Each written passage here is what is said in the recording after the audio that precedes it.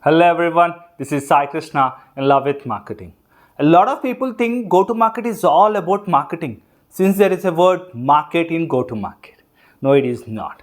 Go to market is all about taking a product or solution into the market. A lot of the teams are involved in this process, be it sales team, product development team, customer success team, customer support team, or even sometimes leadership team is involved at strategic decisions. So go to market process is not just all about penetrating into the market through marketing. It is about taking a product or solution into the market, and there are a lot of other teams involved in this process. Today let's look at the oversimplified view of the GTM.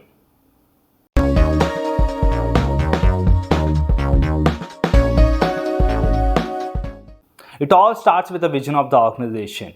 And with the vision of the organization, the company would be having a strategy. And with the strategy, they would be having a tentative product line roadmap. With the tentative product line roadmap, they would be starting with a single product. And to work on the single product, they start with the market research.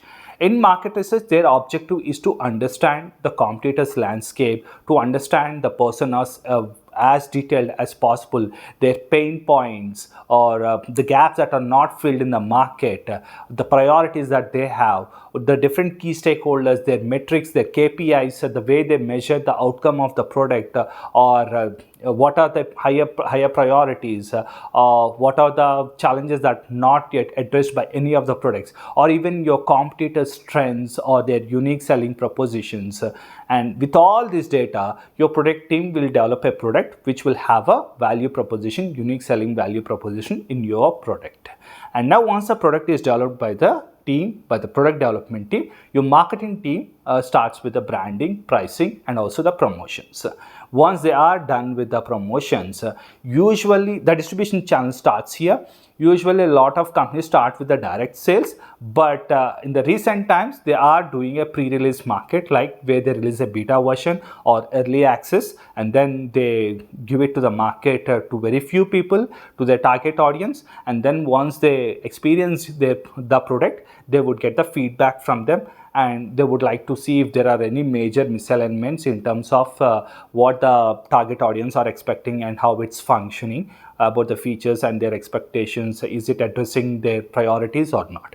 Once they do the pre-release or beta version, and then they take this data back to the market research team or product development team or whatever team that has to work on the received feedback. If the data that they have received that has to be corrected with the market data that market research team has done, it goes to market research team. If it is about pricing, if it is about the way communication is being done about the product, its features, then it goes to the marketing. If it is about product feature, it would go to the product development team. So that's how the feedbacks are passed on to the teams. Once the pre-release is done and they have a decent product which can be sent into the market, they will start with the direct sales. Once they do the direct sales, and then they would get the feedback similar way that they get in pre-release. This feedback is a continuous process all through the life cycle of the product. Whatever stage you are, you keep on getting the inputs, and you have to fine-tune your product's positioning, be it in terms of pricing, communications, features, or anything. Once they are done with the direct sales, then they have to come to the point of retention, where they have to resell the product to the same customers. Now, if they're able to sell the product to the same customer again very easily, it's all good. And if they are not able to resell the product, which means that there is something fundamentally going wrong, either with the audiences that you have selected to sell the product or with the product itself. Now, once your product has passed this test that they are able to resell your product, then you would look at sales expansion. Now, your sales expansion happens in majorly by increasing your sales team or by referral partner programs or like that. Once you do this, and at each and every stage, you keep on passing the feedback that you get from your customers and prospects. So this iteration of betterment keeps on happening. Now, once this sales expansion is done, then if you are meeting your sales and revenue goals at each and every step, then you go to the next stage here. Now, when you reach your goals at the sales expansion, then you go to the geography expansion. Then in geography expansion, as in you would be looking at different countries, different geographies. You would be usually looking at establishing more distribution channels, external distribution channels like channel partner programs or even agency programs, where you will be able to enable other teams to sell your product.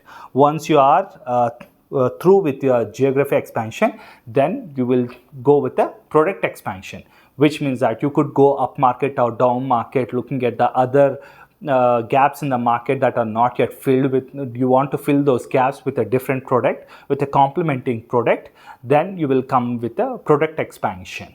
And once you are done with the product expansion, as in once you start your product expansion, which means that you are starting another product again, the same process goes through for the next product also. This is how the GTM process is usually done. Now the complication lies here. Though the flowchart looks very simple and straight, but the complication lies in two steps. One, this is a very iterative process. You have to keep on giving inputs to various teams at each and every stage, so that they would be able to look at the betterments. And now only when you should clearly know when you should jump to the next stage. Okay, you can't jump to the next stage without being able to resell.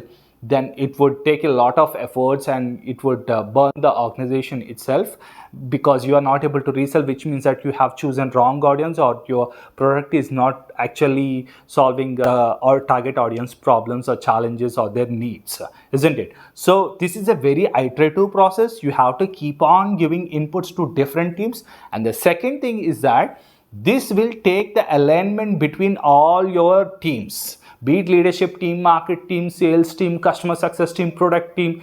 There has to be a very well alignment between all these teams, because you see in this process all these teams are involved.